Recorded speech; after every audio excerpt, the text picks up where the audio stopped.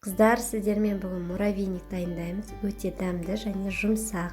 Алдымен бөлме температурасындағы май қажет қамыр үшін. Разрыхитель, қант, жұмыртқа және ұн. Енді осы майымызды жұмыртқамен қосып араластырып,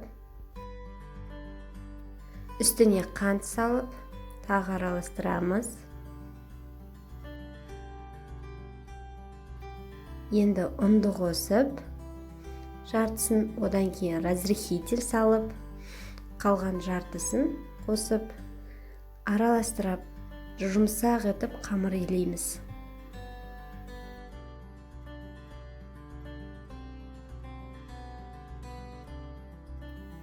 Қамыр жұмсақтау болу қажет, бірақ қатты бос емес, сәл жұмсақтау болу тиіс.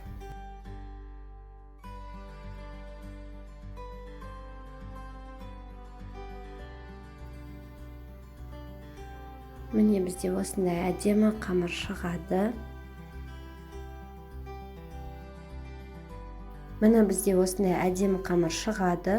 Осы қамырды енді алып, 1-1,5 сағатқа морозилкаға қоямыз. Морозилктен шыққан қамырымызды үккіштің көмегімен ұн себу арқылы өткіземіз. Мына осындай болады, өстіп шашып өткізіп отырамыз, бір-біріне жабысып қалмас үшін. Мына осылай шықты. Осыны 180 градусқа 5 минутқа пісіреміз.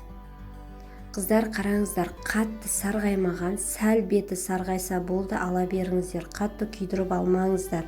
Қатты күйген болатын болса, ол бізде қатты болып қалады жеген кезде. Сол үшін беті сарғайса болды. Міне дәл осындай.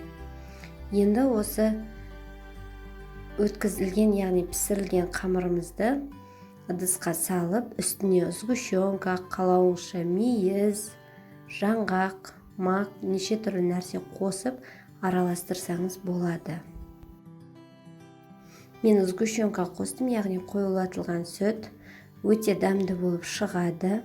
Әсіресе шаймен өте дәмді болады. Жасап көріңіздер. Уақытты да көп алмайды. Сіздермен болған